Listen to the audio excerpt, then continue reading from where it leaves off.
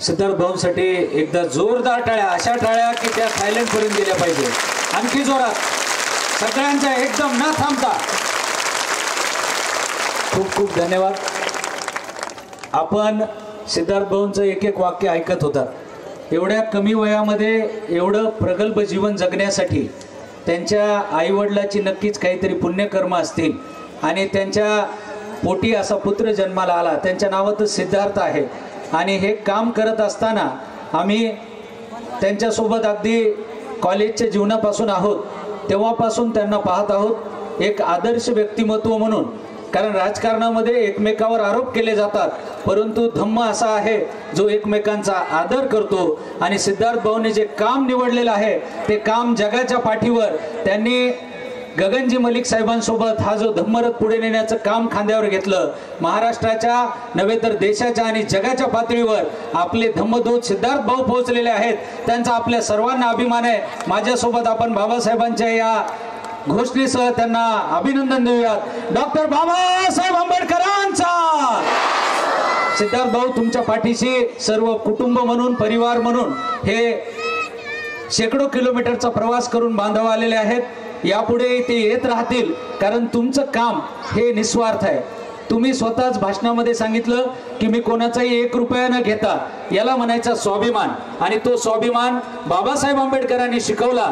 बाबासाहेब आंबेडकरांनी 1956ला दिलेला हा स्वाभिमानी धम्म आपण पुढे नेत आहात. या सार्थ अभिमानासह आपले मनपूर्वक आभार आम्ही सर्वांच्या वतीनं मानतो. इथला येणारा सर्व भाऊ बहीण हे तुमचे आहेत. तुम्ही एक आवाज द्या, आम्ही सर्व तुमच्या सोबत राहू. तुमच्या या कार्यामध्ये आम्ही मनपूर्वक सोबत आहोत. राजकारण कोणी करत असेल तर ते या रोडच्या पलीकड, परंतु बौद्ध म्हणून आम्ही तुमच्या सोबत आहोत. संकट परभणीवर आलं होतं, परंतु सगळा महाराष्ट्र आणि देश बौद्ध म्हणून उभा राहिला परभणीच्या घडलेल्या घटनेचा निषेध करण्यासाठी. आणि आपणही त्यात होतात. आपल्या सर्व बांधवांच्या पाठीशी मला अभिमान आहे. आज या ऐतिहासिक क्षणाच्या आम्ही साक्षीदार आहोत. भंतेजीच्या आशीर्वादानं आणि आमच्या माता पित्यांच्या पुण्यकर्मानं आमच्या डोळ्याला हा सुवर्णयोग बघायची संधी आली. आपले मनपूर्वक आभार व्यक्त करून आम्ही मंचावर आमंत्रित करतो आपलं मनोगत व्यक्त करण्यासाठी आमचे दादा, आमचे मार्गदर्शक, आमच्या सर्वांचे आधारस्तंभ आदरणीय डॉक्टर सिद्धार्थ दादा भालेराव यांना. आदरणीय दादांचं टाळ्यांच्या गजरात आपण स्वागत करूयात.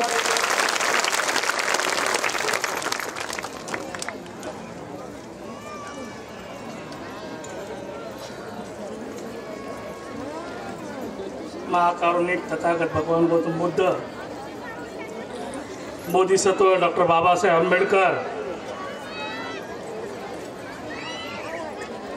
आदरणीय बनते पट्टरुदन उदांग, तुमचे आणि माझे सर्वाचे प्रेरणास्थान आयुष्यमान भंते उपगुप्त महाथेरोजी, परभणीच्या पंचक्रोशीमध्ये जे आपल्या वाणीनं आणि कृतीनं सर्वांचे परिचित आहेत ते भंते मुदितानंदजी. महाराष्ट्रामध्ये नव्हे तर देशामध्ये ज्यांनी धम्म चळवळ उभारली आणि 7 समुद्रापलीकडे नेली तो माझा पुतण्या सिद्धार्थ हात्यांबेरे, ज्यांना आपण भगवान बुद्धाच्या रूपामध्ये बघितलं. जे घराघरामध्ये ज्यांनी भगवान गौतम बुद्ध आपल्या रूपानं आणि कर्तृत्वानं नेला ते गगन मलिकजी. ह्या विचारपीठावर उपस्थित असलेल्या खरं म्हणजे महिला इथं जास्त आहेत. महिलांचं प्रतिनिधित्व करणाऱ्या परभणी जिल्हा परिषदेच्या माजी अध्यक्षा निर्मलाताई विटेकर, त्यांचं वैशिष्ट्य असं त्याही जिल्हा परिषदेच्या अध्यक्ष होत्या. आमचे जे भाऊ होते उत्तमराज विटेकर ते जिल्हा परिषदेचे अध्यक्ष होते. त्यांचे कर्तृत्व चिरंजीव राजेश विटेकर हे जिल्हा परिषदचे अध्यक्ष होते. अशा तुमच्या प्रतिनिधित्व करणाऱ्या निर्मलाताई, विचारपीठावर उपस्थित असलेले आकाश लाने, मिलिंद सावंत, गौतमराव मुंडे, प्राध्यापक सुनीलजी तुरकमाने आणि सर्वच बौद्ध उपासक आणि उपासिका, पत्रकार बंधूंनो, सिद्धार्थ हात्यांबेरीने आपल्या प्रस्तावकामध्ये जे सांगितलं ते तंतोतंत खरं आहे. हा जो हिरा आहे हा खरं म्हणजे गंगाखेड तालुक्यातला आहे. परभणीमध्ये जाऊन त्यानं स्वतःचं आपलं व्यक्तिमत्व तयार केलं आणि तो एवढा आर्थिकदृष्ट्या सक्षम आहे.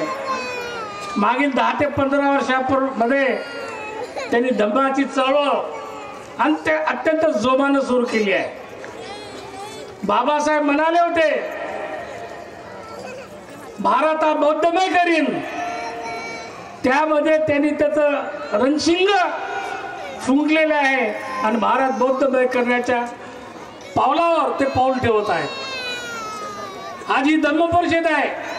मागील आठवड्यामध्ये बोरीला एक धम्म परिषद झाली, ती फार मोठी झाली.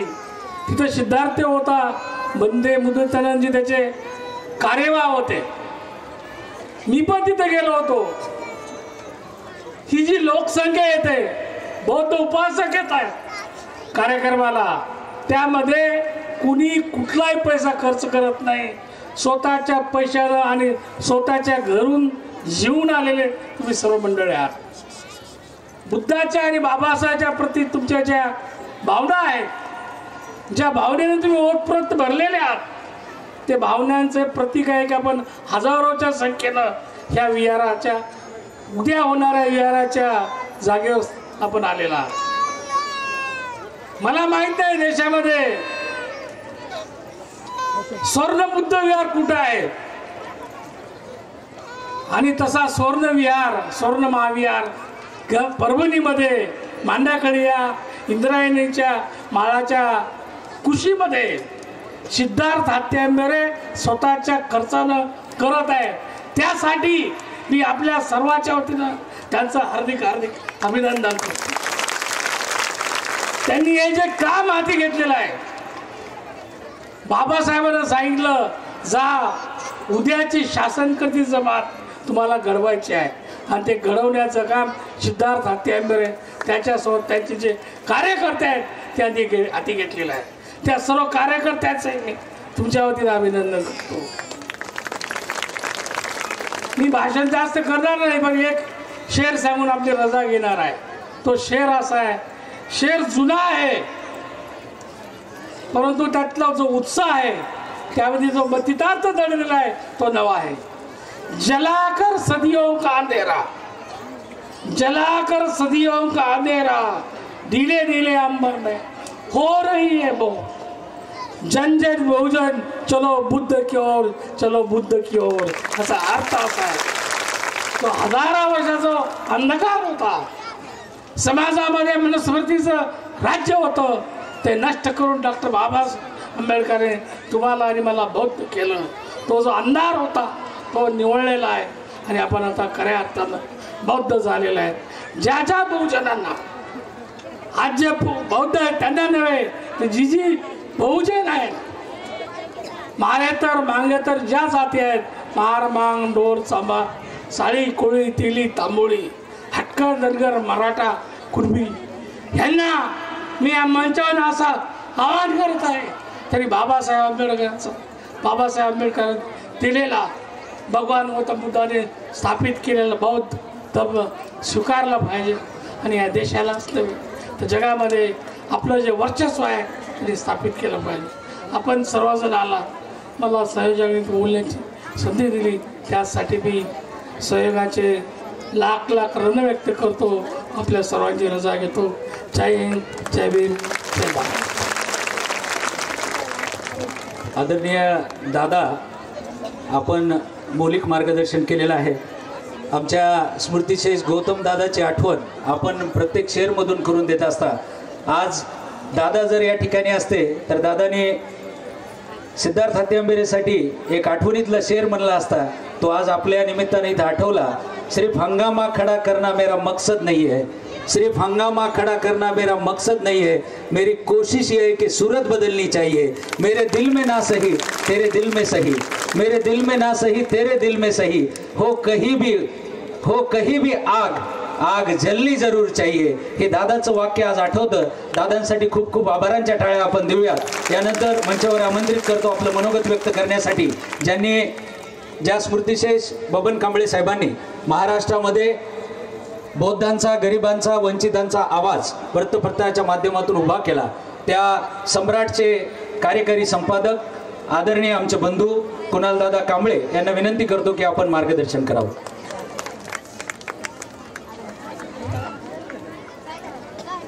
सुगंधाने विसरायचं नसतं मी फुलामुळे आहे, सुगंधाने विसरायचं नसतं मी फुलामुळे आहे, फुलाने विसरायचं नसतं मी फांदीमुळे आहे, फांदीने विसरायचं नसतं मी खोडामुळे आहे, खोडाने विसरायचं नसतं मी मुळामुळे आहे, मुळाने विसरायचं नसतं मी जमिनीमुळे आहे, तुम्ही आम्ही आपण सर्वांनी विसरायचं नसतं की आपण बाबासाहेबांमुळे आहे.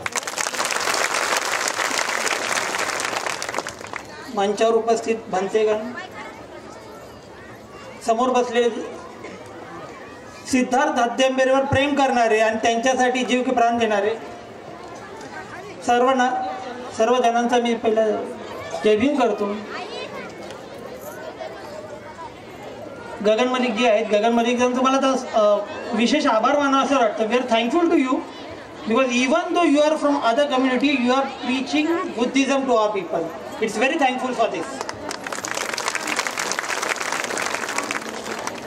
सिद्धार्थ हत्यांबेरेंनी आत्ता सांगितलं की त्यांनी हे बुद्धविहार स्वखर्चातून केले, त्यांनी रॅली पण स्वखर्चातून केली. मी आश्चर्य झालो की आमच्या ठाण्यातल्या मुंबईतल्या राजकारणी, काँग्रेसच्या राजकारणी मला विचारलं, अरे सिद्धार्थ हत्यांबेरे माहिती आहेत का?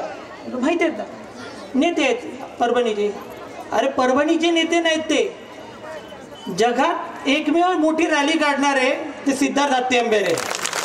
ती धम्मासाठी होती आणि ते बोलतात की 80% समाजकारण आणि 10% 20% राजकारण.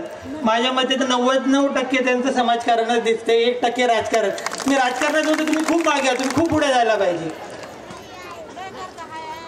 आपण सर्वांनी सिद्धार्थरावांच्या बरोबर आहोत, त्यांच्या मागे भक्कमपणे राहू. मी दैनिक सम्राट त्यांच्या मागे आहे असे ग्वाही देतो.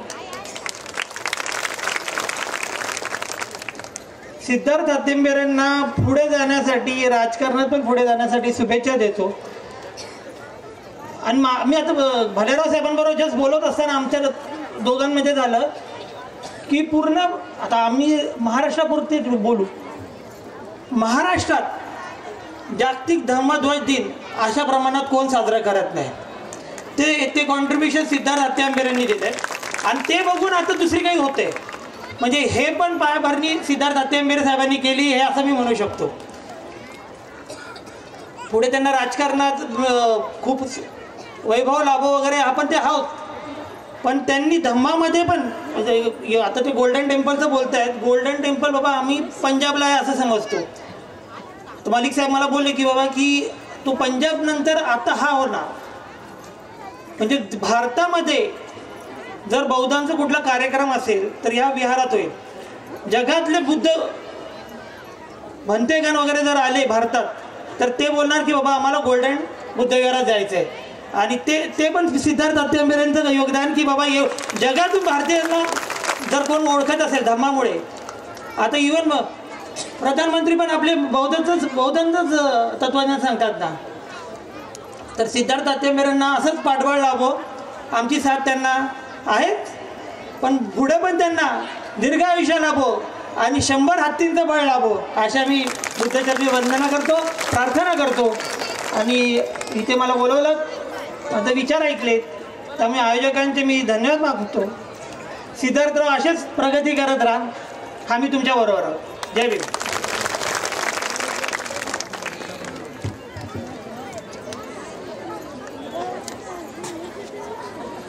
धन्यवाद दादा. बोलताना आपल्याला विसरून गेलो, सम्राट पेपर आपल्याला येणाऱ्या काळामध्ये घरोघरी घ्यायचा आहे आणि सम्राटची ताकदसुद्धा या पेपरची आपल्याला वाढवायची आणि सर्वांनी सम्राटच्या सोबत आपल्याला राहायचं आहे. परभणी जिल्ह्याचं सम्राटचं सर्वात खप जर कुठं होत असेल तर ते परभणीचे बौद्ध उपासक उपासिका घेतील, हे सुद्धा आपल्याला महाराष्ट्राला दाखवायचं आहे. आणि आज कुणाल दादा इथे आहेत, एक स्वप्न आपले काका बबन कांबळे साहेबांनी मागच्या संगीत रजनीच्या रूपानं कार्यक्रमाला जेव्हा ते हजर होते परभणीत झालेल्या, तेव्हा एक स्वप्न पाहिलं होतं. ते स्वप्न लवकरच पूर्ण होईल सिद्धार्थ भाऊ आपल्या रूपानं. कारण त्यावेळेस कांबळे साहेब म्हणाले होते की सिद्धार्थ भाऊंना राजकारणातल्या आमदार खासदार पदावर जावं. आज काका असते तर नक्कीच त्यांना मनातून आनंद झाला असता की त्या आमदार खासदार पदापेक्षाही सिद्धार्थ भाऊनं खूप मोठं काम करून दाखवलं. जोरदार टाळ्या वाजून आपण या ठिकाणी कुणाल दादांचे आभार मानूयात. आपला अमूल्य वेळ देऊन मुंबईहून आपण इथं आलात. यानंतर मी आमंत्रित करत आहे ज्यांच्या इतक्या तरुण वयामध्ये एखादा व्यक्ती जर सिनेमातला हिरो झाला तर तो आयुष्यभर करोडो रुपये कमवण्याची इच्छा व्यक्त करतो, परंतु ज्याने श्रीलंकेमध्ये आपल्या आयुष्यातला सर्वात सुंदर असा क्षण भगवान बुद्धाच्या रोलच्या रूपानं केला. आजही जर ते श्रीलंकेमध्ये गेले तर लोक त्यांच्या पाया पडतात. भारतामध्ये देखील त्यांनी अनेक देवदेवतांचे रोल केले, परंतु त्यांचा जो भगवान बुद्धांच्या विचाराचा प्रभाव त्यांच्यावर झाला आणि त्यांनी बौद्ध धम्माची हिंदू असतानाही दीक्षा घेतली. नुसती दीक्षा नाही घेतली तर सम्राट अशोकाने पाहिलेलं स्वप्न, डॉक्टर बाबासाहेब आंबेडकरांनी पाहिलेले स्वप्न, ते 84,000 बुद्ध मूर्त्यांच्या वितरणाचं स्वप्न, विहार उभारण्याचं स्वप्न ज्या रिअल हिरोने पाहिलं, मोबाईलमधले रील नाही, रिअल हिरोने पाहिलं. आपल्या टाळ्यांच्या गजरात आमंत्रित करतो जगाचे धम्मदूत आपल्या सर्वांचे लाडके भाऊ डॉक्टर गगनजी मलिक साहेब.